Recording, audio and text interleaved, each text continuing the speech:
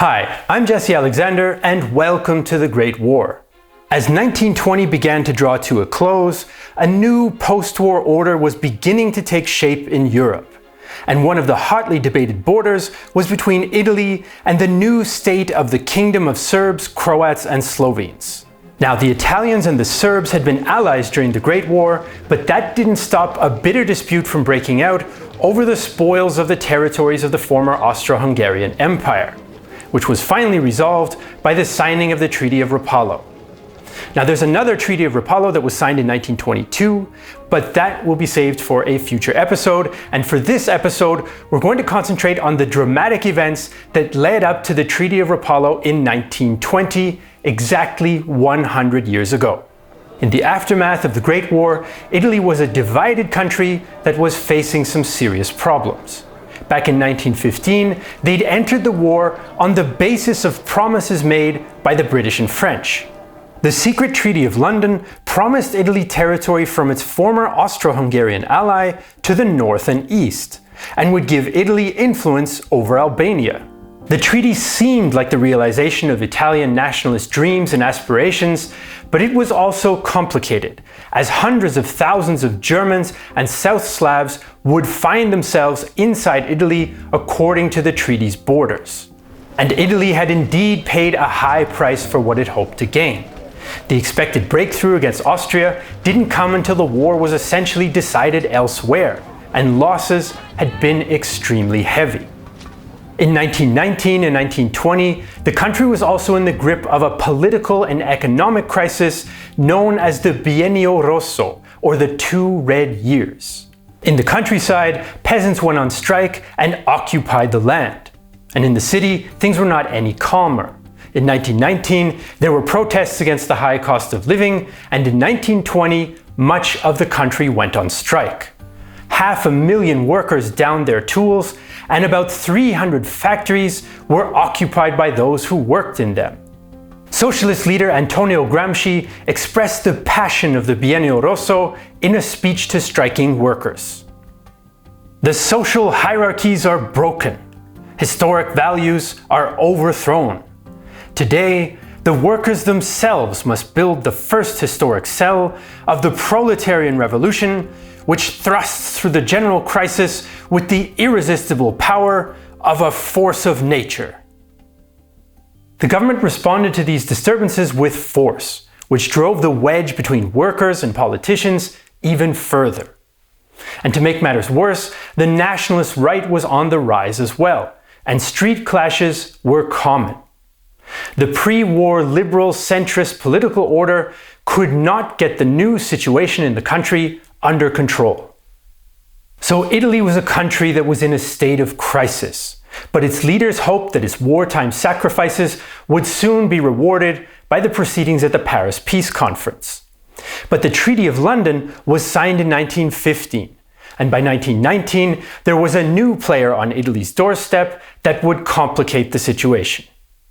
That new player was Italy's neighbour, the Kingdom of Serbs, Croats and Slovenes, which came into existence with the fall of Austria-Hungary at the end of 1918. Now, it would rename itself Yugoslavia in 1929, but in today's episode, for simplicity, I'm often going to call it Yugoslavia anyway. Now, the South Slav state, like Italy, was facing a host of problems after the First World War. The country included pre-war Serbia and Montenegro, plus significant parts of Austria-Hungary. Its population included Serbs, minus the 20% of the population that had died during the war, as well as Croats, Bosnians, Slovenes, Montenegrins, Macedonians, Hungarians, Albanians, and Vlachs. Though how to define these groups was hotly debated. It was divided by mountains, had 4 major religions, 2 alphabets, and a legacy of 8 separate pre-war legal systems. A major political struggle also broke out between Croats and Serbs, which was made worse because the groups had fought mostly on opposite sides during the Great War. The borders of the new state had mostly been established by the peace treaties in 1919 and 1920, but not without a war against the short-lived Hungarian Soviet Republic. There was also a guerrilla war against the state being led by Macedonian nationalists, and there were armed clashes on the border with Austria. Parts of the province of Carinthia were claimed by both Yugoslavia and Austria, where the population was a mix of Slovene and German speakers. Loyalties in Carinthia were also mixed, since many Slovenes preferred to join the Republic of Austria primarily for economic reasons. To the Yugoslavs, these Slovenes had simply been Germanized under Habsburg rule, and so the Yugoslav army marched into the region at the end of 1918. This set off a back-and-forth guerrilla war, mostly pitting German speakers against Slovene-speaking troops of the Yugoslav army, which was only ended in the middle of 1919 with the signing of the Treaty of Saint-Germain. Both sides agreed for a plebiscite to take place in the disputed region in late 1920. Now, the Yugoslavs didn't actually want a plebiscite, but they were confident they would win, so they agreed anyway. And more importantly, they realized that in the coming border dispute with Italy, they would need Allied support. US President Woodrow Wilson soon became Yugoslavia's main supporter amongst the Allies, while the British and French remained more or less ambivalent about a resolution to the Adriatic question. For the Italians, Yugoslavia was fast becoming a threat to their hoped-for territorial gains in the Adriatic. Italy did all it could to weaken Yugoslavia from the beginning, including trying to delay the recognition of the new country, supporting Soviet Hungary in its fight against Yugoslavia in 1919, and lending support to the deposed King Nicholas of Montenegro in the hopes of encouraging separatism. So by 1919, Italy and Yugoslavia, although both considered themselves to be on the winning side in the Great War, were now locked in a bitter struggle. And both sides turned to the peace conference in Paris for a resolution. Italian Prime Minister Vittorio Orlando knew that his best hope for achieving his goals was an international treaty with the support of the Allies. But 1919 was not 1915, and the rules of the game had changed. Point 9 of Woodrow Wilson's 14 points spoke specifically to the Adriatic question. A readjustment of the frontiers of Italy should be effected along clearly recognizable lines of nationality. This formulation called into question the Treaty of London, which was based on strategic principles and not only on nationality. On the other hand, Point 9 meant that Italy might also make additional claims, like the port city of Fiume, today's Rijeka. Orlando preferred to compromise on the treaty and ask for Fiume, but his foreign minister, Sidney Sonnino, preferred to stick only to the treaty. In the end, they demanded both. But at this point, the Allies were no longer so receptive to the Italian demands as they had been in 1915, and some felt that Italy had not done its part during the war. French Prime Minister Georges Clemenceau described the Italian position as, quote, shooting for the moon. The Italians took offense and defended their war record to the Allies with a note. After having voluntarily thrown herself into the maelstrom of this long war, after having sacrificed to the common cause the best of the present generation and her entire national wealth, Italy could not consent to renunciations contrary to her honor, and history would pronounce its infallible verdict on the injustice of which our country would have been victim. The crisis at the peace conference inflamed domestic tensions in Italy as well, with some on the right now referring to Italy's role in the war as a mutilated victory. So despite the fact that the 1915 Treaty of London had assigned Fiume to a hypothetical future Croatian state, it had now become a flashpoint in the Adriatic question and was destabilizing Allied relations as well as Italian domestic politics. Now, back when Fiume was a part of Austria-Hungary, the city and the area surrounding it, about 21 square kilometers, enjoyed a special semi-autonomous status, known as the Corpus Separatum, or separated body. Within the city were mostly Italian speakers who made up about half of the Fiume region, but outside of the city, within the Corpus Separatum, there were also about half the population that spoke Croatian. Both the Italians and the Yugoslavs claimed the city based on the principle of self-determination. The Yugoslav delegation wanted control of the area around the city, but were not as concerned with the city itself. They did, however, want to control the port and the railway, and claimed other coastal cities that Italy also wanted, like Zara. Talks in Paris began to break down, as the two sides could not agree and the Allies could simply not bridge the gap. Ray Stannard Baker, who was one of Wilson's confidants, summed up the president's position. Wilson will agree to no arrangement which gives any people to Italy without their consent. The deadlock in the negotiations led to the Italian delegation leaving Paris and the government resigning in Rome. Meanwhile, in Fiume, tensions on the ground were increasing, and they boiled over on July 6th with a clash between the French and the Italian troops who'd been garrisoning the city. This clash left 9 dead and 58 wounded on the French side alone. With Fiume causing a crisis in the peace negotiations and violence on the ground, all sides called for calm.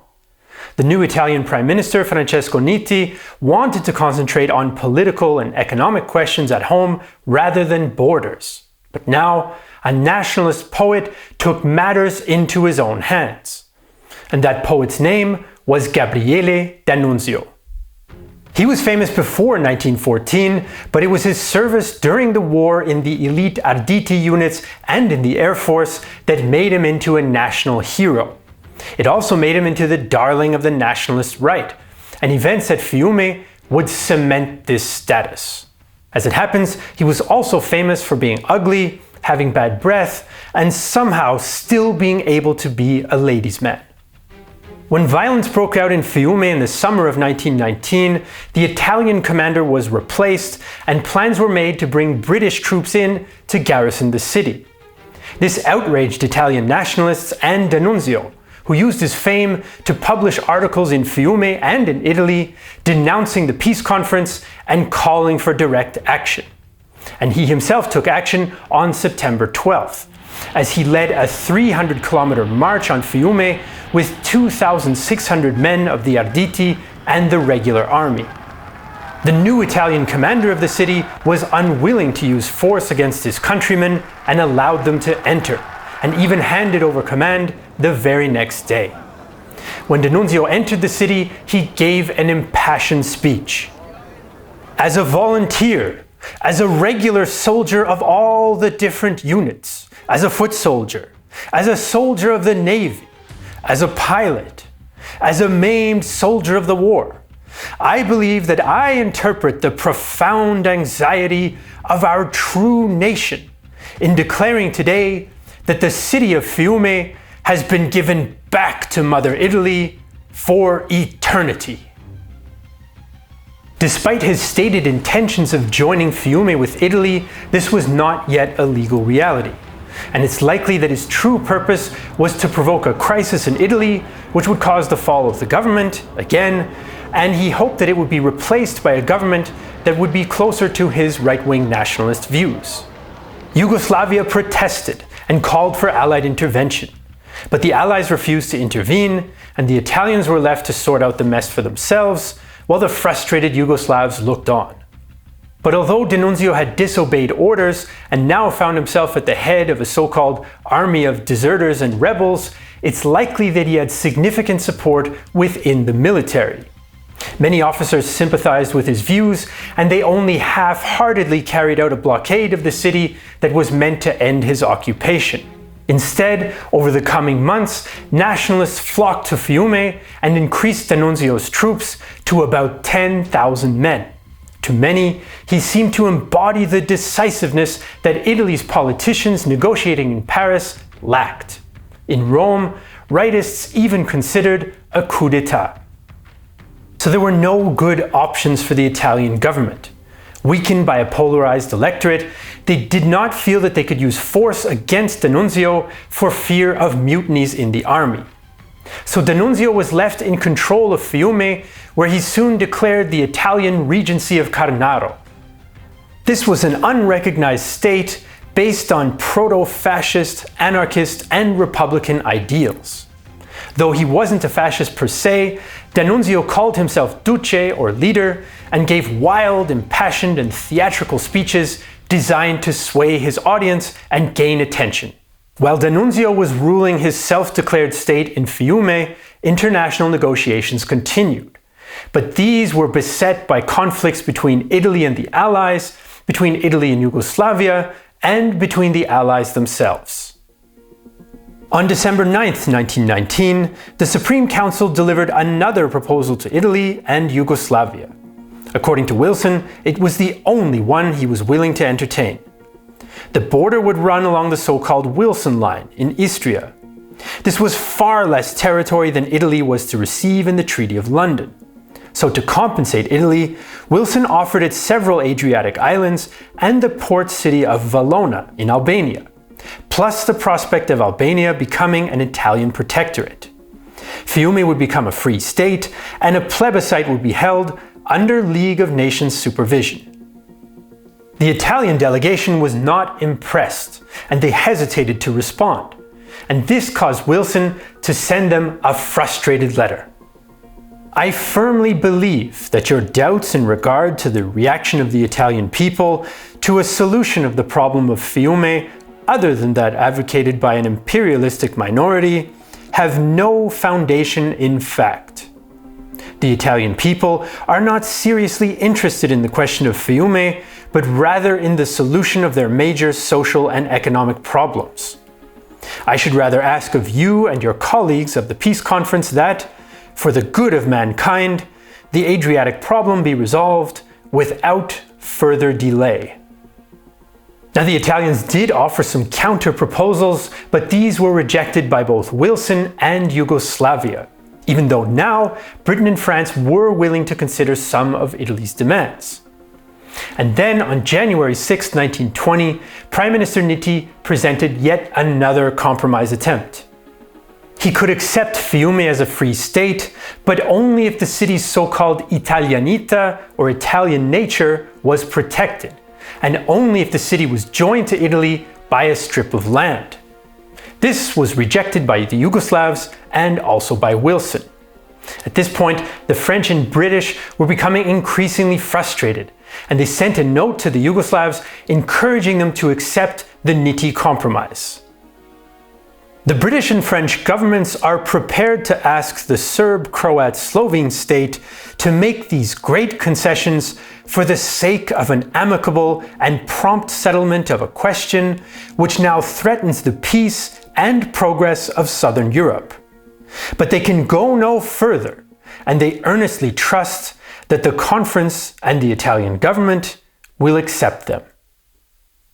But the Yugoslavs once again refused, and now the British and French lost their cool. Wilson was back in the US on a tour giving speeches, and so the British and French, without telling him, issued the Yugoslavs with an ultimatum. They could accept the Nitti Compromise, or the British and French would allow Italy to impose the borders foreseen by the Treaty of London. Now, this ultimatum was a bit odd because by this point Italy was not purely in favor of the Treaty of London, since it did not include Fiume. Nonetheless, the Yugoslavs were worried and their top two negotiators were divided. Ante Trumbic wanted to play for time and call the Allies' bluff, while Nikola Pasic was more cautious. In the end, Trumbic won out and the Yugoslav government resigned in order to cause maximum delays. And they hoped that eventually the US would come to Yugoslavia's aid. When Wilson did find out about the ultimatum, he was appalled and sent a note to the British and French telling them that the very alliance was at stake. It is time to speak with the utmost frankness. The Adriatic issue, as it now presents itself, raises the fundamental question as to whether the American government can on any terms cooperate with its European associates in the great work of maintaining the peace of the world by removing the primary causes of war. If, in a word, the old order of things which brought so many evils on the world is still to prevail, then the time is not yet come when this government can enter a concert of powers the very existence of which must depend upon a new spirit and a new order.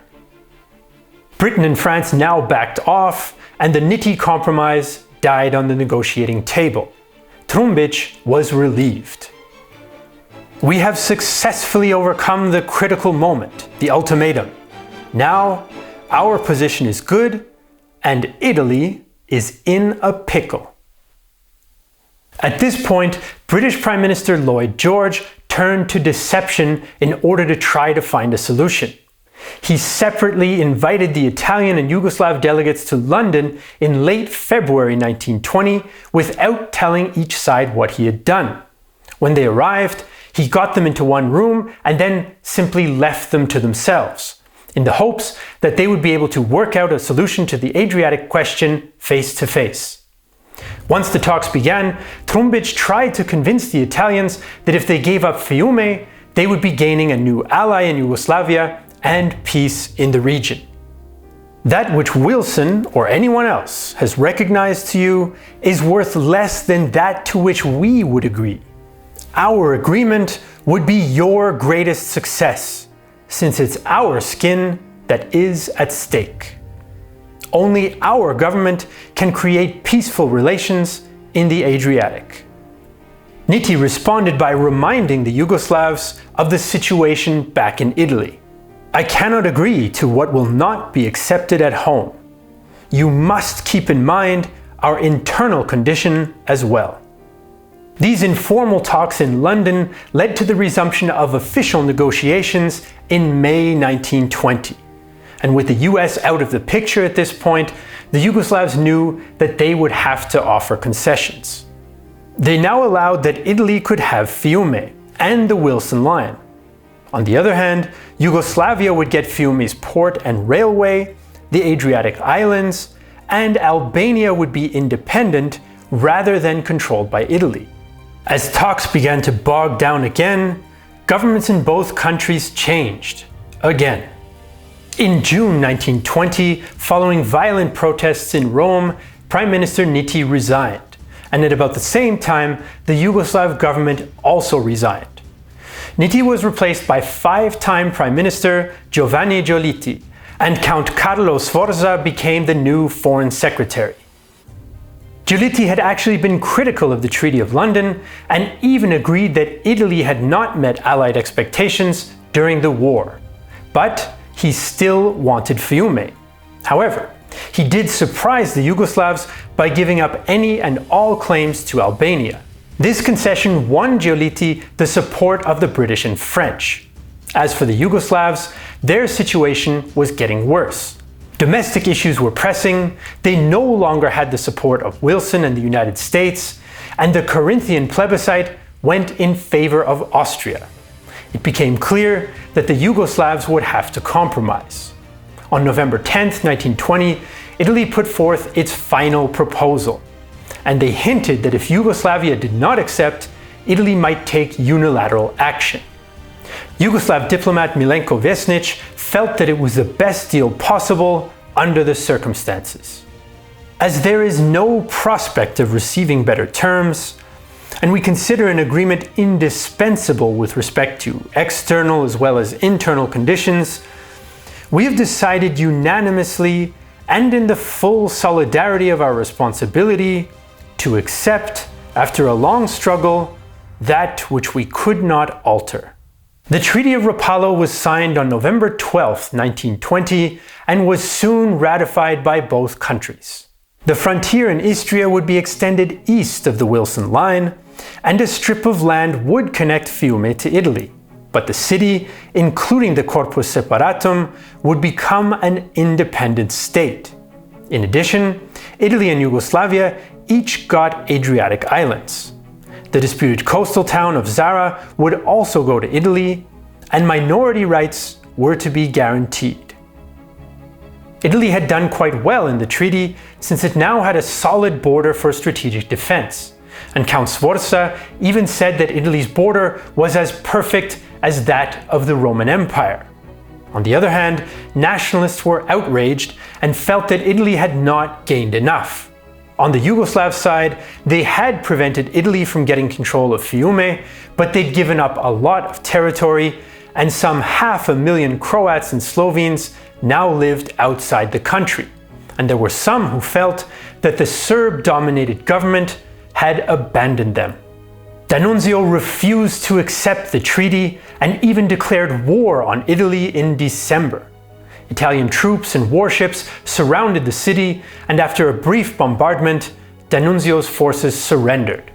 He himself declared that Italy was not worth fighting for, although Fiume was eventually officially absorbed by Italy in 1923.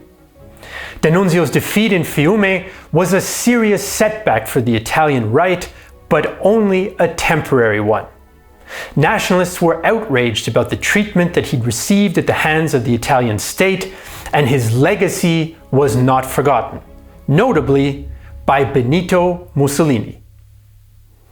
And now to change topics, I want to talk to you a little bit about some of the challenges that history creators like us face when creating content here on YouTube. Our 18-part, 5-hour-long documentary series about the Battle of Berlin wouldn't be allowed on YouTube because it shows a part of our history that's not, how shall we say, advertising friendly. So together with other creator friends of ours, we teamed up to have a platform where creators don't have to worry about demonetization or YouTube's infamous algorithm, and where the subscribers are directly supporting the creators that they watch. The content is ad-free. For example, the Nebula version of this video doesn't feature this very ad that you are watching right now. We'd like to thank Mark Newton for his help with this episode. And as usual, you can find all the sources we used for this episode in the video description below. If you want to support our channel, you can support us on Patreon, and you'll find a link to our Patreon page in the video description too. And you'll even find a link to our audio podcast, where I ask expert historians all the questions that you want to know the answers to about the Great War. I'm Jesse Alexander, and this is The Great War 1920, a production of real-time history and the only YouTube history channel that is shooting for the moon.